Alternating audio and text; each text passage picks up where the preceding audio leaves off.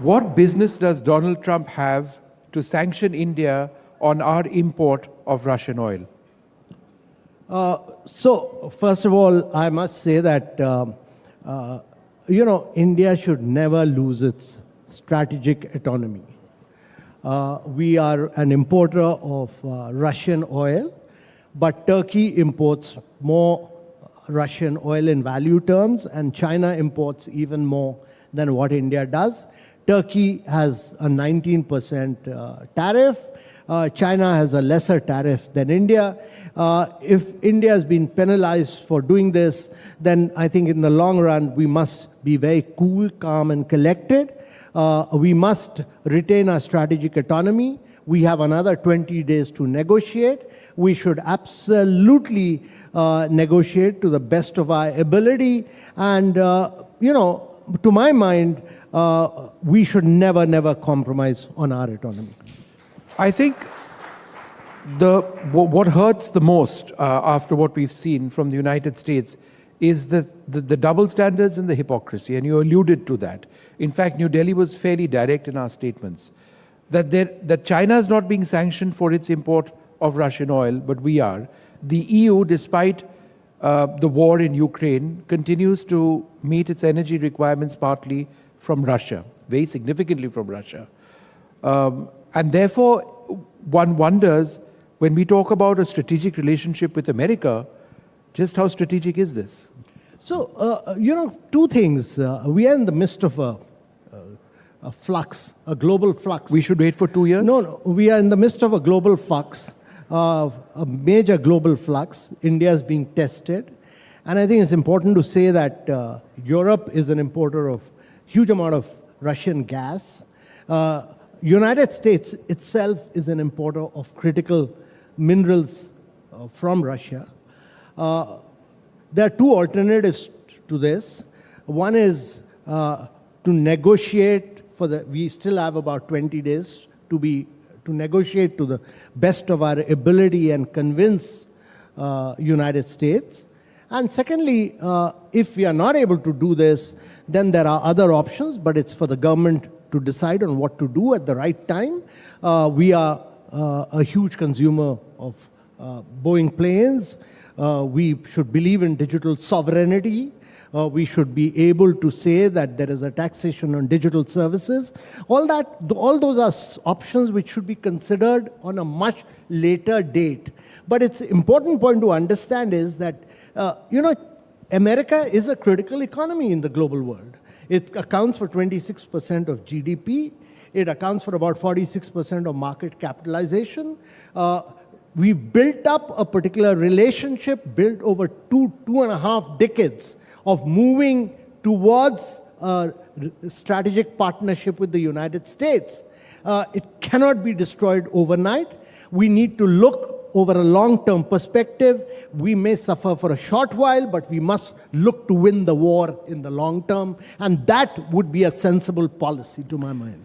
If the war between Russia and Ukraine ended, and again there is talk, in fact, Trump is supposed to meet Vladimir Putin in Alaska in the next couple of days, just assuming that the path towards peace in Russia-Ukraine is sorted out, and sanctions go away from Russia, then there's nothing to stop us from continuing to import Russian oil. So in a sense, does the end of the Russia-Ukraine war perhaps offer us a solution to continue importing Russian oil? Well, if the United States and Russia are able to arrive at a settlement without Ukraine to settle the war in Ukraine, the war may get settled, but India's trust in United States would have been lost forever. It's important thing is that it's taken us 2.5 decades to build up trust. What Donald Trump has done by his harsh use of words, including saying that the Indian economy is a dead economy, is that Indians are increasingly losing trust in the United States' ability to be a reliable partner for India in the long run. The other part of this, of course, is tariffs. And there was a sense that India and America were very close to a deal. They may still be very close to a deal, whether it's a mini deal or a deal which will ultimately become a mega deal, we don't know. But there are areas where India is non-negotiable. The pharma sector, the agricultural sector, specifically the dairy sector. How important, where do you see those sectors, pharma and let's say dairy? How are those areas where India will not negotiate? No, those are critical sectors because as the Prime Minister himself has said that we will not compromise as far as the interest of our farmers is concerned. Largely because, there's a huge dependency. 46% of your farmers, of your population is in agriculture sector. So if you compromise and you impact their livelihoods, it'll have long-term repercussions on Indian economy. Secondly, I think simply by bullying and putting you under pressure, India should never compromise. We must maintain our strategic autonomy. We never did this during even during the Cold War, so there's no question of doing it now. Let's talk a little bit more about that strategic autonomy. We've had Ajit Doval, the National Security Advisor in Russia, and meeting President Putin a few days back. The US statement, Trump's statement actually mentioned India's continued import of Russian weaponry and, of course, oil and all of that. It just appears that America continues to try and draw us out of our embrace with Russia, which is a time-tested embrace, and it's not just Russia. That is unrealistic for India, right? It doesn't make sense. Would you agree? Well, India should try and be friends with everyone. That is what it has attempted to do. It has attempted to be friends with Russia, which it has had a long historical relationship for a long while. It has also attempted to be a close strategic partner with the United States. It has also been a member of the Quad. All this was aiming so that we could build up good relationship.